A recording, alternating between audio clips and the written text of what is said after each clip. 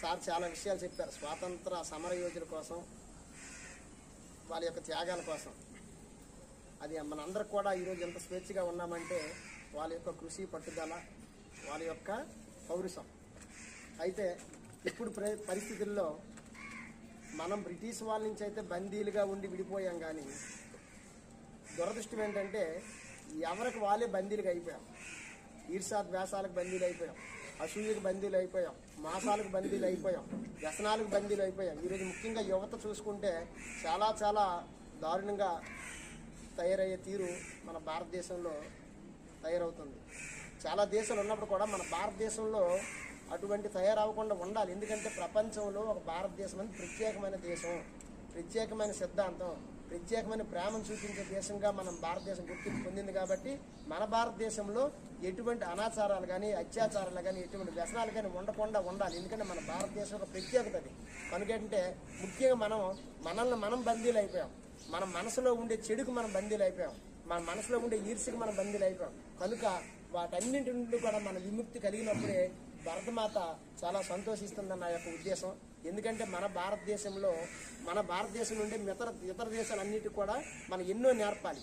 ఎందుకంటే ప్రపంచంలో ఆ భాగ్యం, ఆ ఒక్క శక్తి మన భారతదేశానికి మాత్రమే ఉంది. ఇతర ఏ దేశాలకు కూడా లేదు. ఇతర దేశాలు కూడా మన భారతదేశంలో సంస్కృతి, సాంప్రదాయాలు, ప్రేమ, అభిమానం ఇక్కడి నుంచే వస్తాయన్న భావంతో వాళ్ళు ఉన్నారు. ఇక్కడే పంచుతామనే భావంతో వాళ్ళు ఉన్నారు. కానీ మనం వాటిని పంచుతూ మనం కూడా ఒకసారి మనం అభివృద్ధి కావాలి.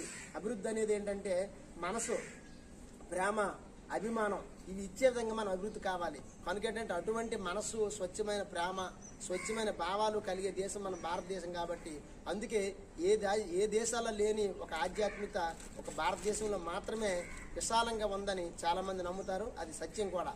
అటువంటి కార్యక్రమంలో భాగంగానే చాలా కార్యక్రమాల్లో చాలా ప్రాంతాల్లో ఈ ఆధ్యాత్మిక భావాలు పెంపొందించే విధంగా ధ్యానం, సత్సంగం, యోగా ఇటువంటి కార్యక్రమాలు చాలా విస్తృతంగా జరుగుతున్నాయి. దాని ప్రధానమైన బాధ్యత మన ప్రధాని నరేంద్ర మోడీ గారు కూడా తన భుజాల మీద వేసుకున్నారు. అలాగే ఇంకోవైపు మన రాష్ట్ర ముఖ్యమంత్రి నారా చంద్రబాబు నాయుడు గారు కూడా ఇది చాలా పటిష్టంగా తయారు చేయడానికి ఆయన కూడా తన భుజాల మీద వేసుకున్నారు. దానిలో భాగంగానే స్వాతంత్రం వచ్చిన తర్వాత అత్యంత భారీ స్థాయిలో మన రాష్ట్రంలో యోగాంధ్ర కార్యక్రమంతో మన విశాఖపట్నంలో చాలా అద్భుతంగా చేసి ప్రపంచంలోనే ఒక అత్యంత పవిత్రమైన సంఘటనగా ఇది మన రూపుదిద్దుకోవడం జరిగింది. అందుకే ప్రతి ఒక్కరం కూడా ముందు మనం మారాలి.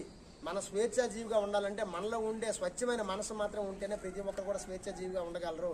ప్రతి ఒక్కరు మనలో ప్రేమతత్వం ఉంటేనే ప్రేమను మనం పంచగలం అనే ఉద్దేశంతో